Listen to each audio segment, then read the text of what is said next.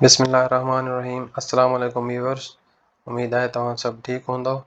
पाण 8वीं जी साइंस कयूं पियासीं टेक्स्ट बुक बोर्ड जी। उन जो चैप्टर हुयो हेरिडिटी इन organisms.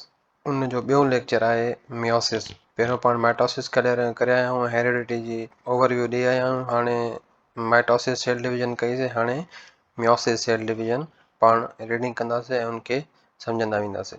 Meiosis is also known as a reduction cell division। ठीक आहे, मियोसिस खे रिडक्शन सेल डिवीजन चइबो आहे। रिडक्शन सेल डिवीजन इन करे चइबो आहे छो जो इनमें नंबर ऑफ क्रोमोसोम्स घटि बि आहिनि। Meiosis consists of 2 nuclear divisions. ठीक आहे, मियोसिस में छा आहिनि, 2 न्यूक्लियर डिवीजन थींदियूं आहिनि, meiosis 1 and meiosis 2 which are needed for sexual reproduction. जंहिंजी ज़रूरत छा में पवंदी आहे, सेक्सुअल रिप्रोडक्शन जेका थींदी आहे, ॿार ॼणण वारो जेको अमल थींदो आहे उनमें जेके सेल डिवीजन थींदियूं आहिनि उनखे चइबो आहे मियोसिस। उहे ॿ न्यूक्लियर डिवीजन थींदियूं आहिनि, 2 दफ़ा माना न्यूक्लियस डिवाइड थींदो आहे। हिकिड़े खे मियोसिस 1 चइबो आहे, ॿिए खे मियोसिस 2 चइबो आहे। इन meiosis the daughter cells produced have half the number of chromosomes haploid than the parent cells। ठीक आहे, जेका मियोसिस में जेके डॉटर सेल्स यानी पेरेंट सेल में जेके ॿ डॉटर सेल या 4 डॉटर सेल जेके ठहंदा उन्हनि में जेके नंबर ऑफ क्रोमोसोम्स हूंदा उहे हाफ हूंदा देन द पेरेंट सेल्स। जेके पेरेंट सेल हुआ जेके उनमें 46 क्रोमोसोम्स हूंदा, जेके डॉटर सेल्स हूंदा उनमें घणा क्रोमोसोम्स हूंदा, 23 क्रोमोसोम्स हूंदा, यानी हाफ हूंदा, यानी हेप्लॉइड हूंदा। Meiosis 1 is a reduction division. ठीक आहे, मियोसिस 1 जेका आहे सो रिडक्शन डिवीजन आहे। इन which the number of chromosomes is reduce, जंहिंमें नंबर ऑफ क्रोमोसोम छा थो थिए, घटिजे थो। ठीक आहे, मियोसिस 1 थींदी, पोइ वरी उनखां पोइ मियोसिस 2 थींदी। जेका मियोसिस 1 आहे उहा रिडक्शन डिवीजन आहे, जेका मियोसिस 2 आहे उहा माइटोटिक डिवीजन आहे। उनमें मतिलबु छा थींदो आहे, उनमें नंबर ऑफ क्रोमोसोम्स घटि बि आहिनि, जेके अधु हूंदा आहिनि, जेको मतिलबु मियोसिस 1 में जेके अधु थी आया उहे ई अधु जा अधु वरी मियोसिस 2 में रहंदा। However, meiosis 2 is similar to mitotic division। ठीक आहे, हाणे ॿुधाए थो जेको meiosis 2 आहे उहो सिमिलर आहे छाजे, माइटोटिक। जेका माइटोसिस पाण मथे लेक्चर में पढ़ी आया आहियूं, जंहिंखे सम्झ में नथो अचे इहो त पोइ वरी मथियों लेक्चर माइटोसिस वारो ॾिसे त उनखे क्लियर थी वेंदो। उनजी लिंक मथे अची वई हूंदी, डिस्क्रिप्शन में बि असां ॾेई छॾींदासीं। The number of chromosome remain the same half during the formation of 4 daughter cells। ठीक आहे, जॾहिं 4 daughter cells ठहंदा, यानी जेका पहिरीं मियोसिस 1 थी उनमें 2 सेल्स ठहिया, हिकिड़े पेरेंट मां 2 सेल ठहिया, उन्हनि जा जेके नंबर ऑफ क्रोमोसोम्स हुया हाफ थी विया। ठीक आहे, 46 हुया, जेके 2 जेके डॉटर सेल्स ठहिया उनमें 23 ठही। हाणे ॿिनि मां वरी हिकिड़ो 2 ठहींदो, उहा वरी माइटोटिक डिवीजन थींदी। जेका हिकु मां 2 ठहिया, ॿिए मां वरी 2 ठहंदा, यानी टोटल 4 डॉटर सेल्स ठही वेंदा ऐं उन जा जेके नंबर ऑफ क्रोमोसोम्स हूंदा उहे छा हूंदा, हाफ हूंदा। It occurs in sex organs during gamete formation। ठीक आहे, जेका सेक्स ऑर्गन्स आहिनि असांजा उन्हनि में जॾहिं गैमेट फॉर्मेशन थिया। हाणे गैमेट फॉर्मेशन छा आहे, मेल में जंहिंखे स्पर्म चइबो आहे,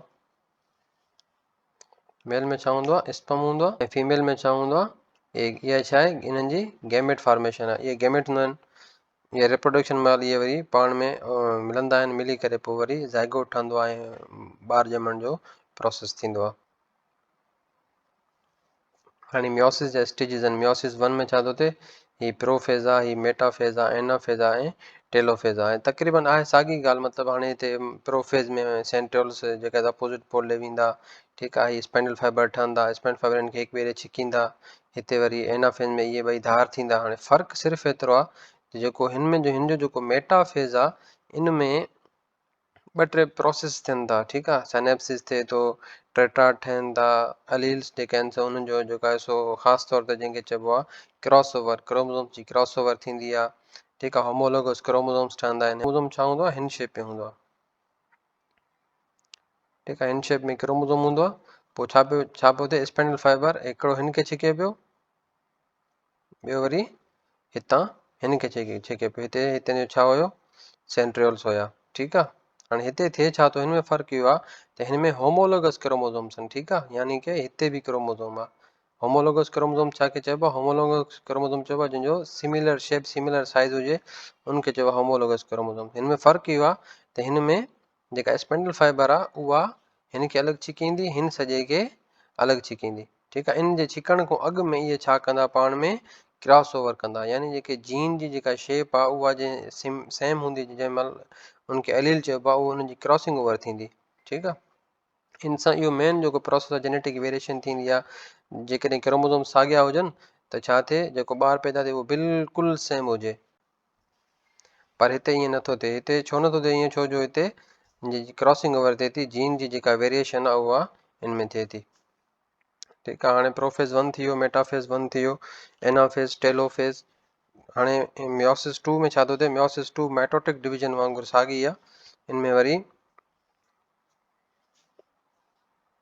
इनमें ॾिसो हिकु ई क्रोमोज़ोम खे स्पाइनल फाइबर चंबड़िया पिया आहिनि। मथे छा हुयो, मथे वरी ॿिनि क्रोमोज़ोम होमोलोगस क्रोमोज़ोम्स खे स्पाइनल फाइबर हिक ॿिए ॾे छिकनि पिया। मियोसिस 2 बिल्कुलु माइटोटिक डिवीजन आहे, इनमें मतिलबु प्रोफेज़ भी आहे, मेटाफेज़ 2, एनाफेज़ 2 ऐं टेलोफेज़ 2। इनमें हैप्लॉइड नंबर जेके मथे ठही आया हुया उहे ई साॻिया इनमें बि हूंदा, पर इनमें छा आहे, टोटल नंबर ऑफ क्रोमोज़ोम जेकॾहिं छाइते रहियो या पेरेंट में, त जेके ॿारनि में उहे 23 थी वेंदा। हाणे हिते आहे difference between mitosis and meiosis. Mitosis छा आहे, mitosis it occurs in somatic यानी body cells when parent cells divide during growth, repair and development. ठीकु आहे, सोमेटिक यानी बॉडी सेल्स में थींदा, जॾहिं सेल्स खे छाजी ज़रूरत हूंदी आहे, ग्रोथ जी, रिपेयर जी या डेवलपमेंट जी। मियोसिस छा, it is a special type of cell division necessary for sexual reproduction. जेका सेक्शुअल रिप्रोडक्शन थींदी आहे, इन लाइ जेका मेन ज़रूरी आहे उहा कहिड़ी आहे, मियोसिस आहे। इट अकर्स इन सेक्स ऑर्गन्स, जेका असांजा सेक्स ऑर्गन्स आहिनि, इहा सेल डिवीजन उते थींदी आहे during formation of gamete. Gamete जी फॉर्मेशन थींदी आहे, एग ऐं स्पर्म जेके पाण मथे पढ़ी आयासीं।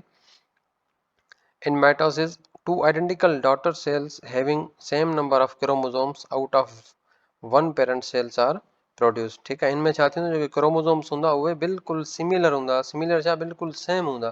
ठीकु आहे, छो जो हुनमें जेनेटिक वेरिएशन असांखे करणी न आहे, होमोलोगस क्रोमोज़ोम अचणा ई न आहिनि माइटोसिस में। ठीकु आहे, उहो सिर्फ़ु आइडेंटिकल जेके कॉपीज़ हुयूं क्रोमोज़ोम जूं, उहो हिकिड़ा जेका आहे सो स्पाइनल फाइबर हिकिड़े खे छिके पियो, ॿियो स्पाइनल फाइबर ॿिए खे छिके पियो।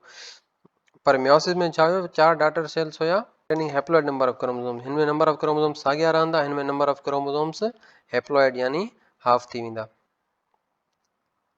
Mitosis consists of 1 round. ठीकु आहे, माइटोसिस में हिकिड़ो राउंड हुयो।